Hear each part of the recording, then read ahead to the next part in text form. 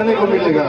हमार सौभाग्य बा कि एक साथे सब कलाकार के साथे हमके मौका मिलेगा। तब सोचले नहीं रहने एक साथे मतलब सब कलाकार के हम अपनी आंखें से देखा भी वो सपना होला।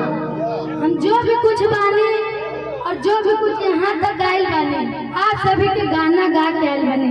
जितनी कलाकार है जा आप लोग बानी जा, आप लोग के गाना गा के हम यहाँ तक पहुँचल है। तो हमारा सौभाग्य बा कि शिल्पी दीदी के जन्मदिन में आई और बहुत अच्छा लगा था कि सबके तरफ से हम कितना प्यार आशीर्वाद मिला था। और कुछ गलती हुई तो क्षमा चाहते हैं। बाकी आज जो भी कुछ बानी आप लोग के गाना गा के यहाँ तक पहुँचल है। बस अपन प्यार आशीर्वाद इस कमरे ऊपर बनाए रखी कि और आगे जाए। और शिल्पी दीदी के दिल से बहुत बहुत बधाई बा। रउआ जी हजारों साल। और पहले हम सोहर सुनाई ओकरे बाद हम जो कुछ बानी तरकुलाई माई के आशीर्वाद से उन्हीं के धरती से वहाँ तक आई। क्या बात है जो?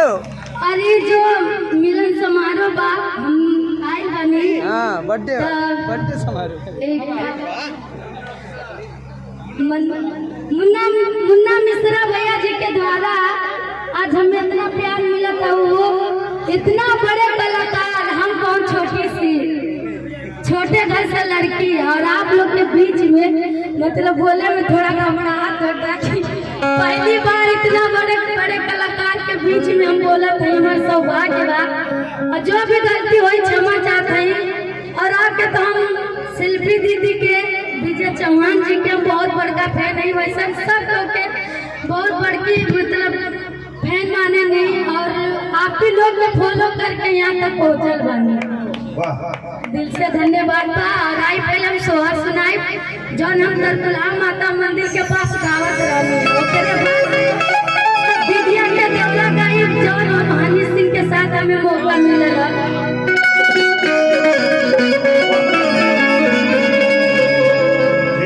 राजा बहू को बेटा हुआ मनोरंजना, राजा बहू को बेटा हुआ मनोरंजना, राजा बहू को बेटा हुआ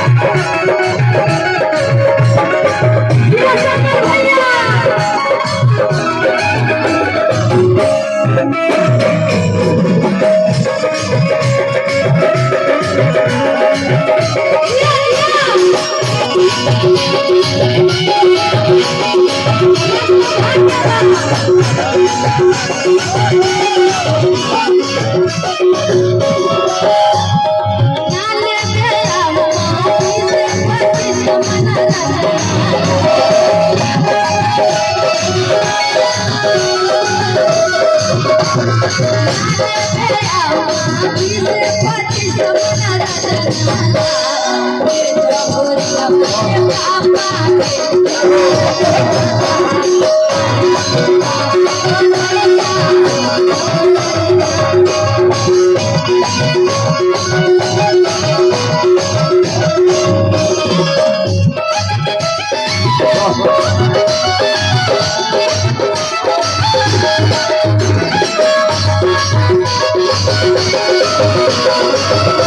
राजा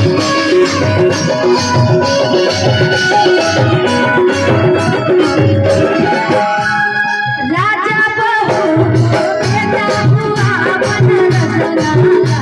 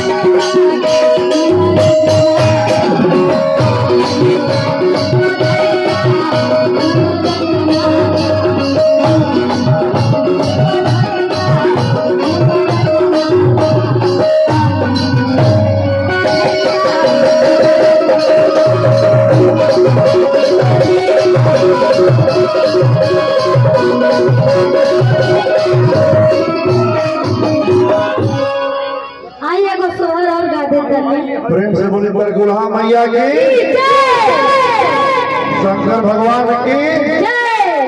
अब शिल्पी जी की तैयारी हो रहा है, के अलग अलग गाई। एगो सोहर और गा देता है। हाँ हाँ।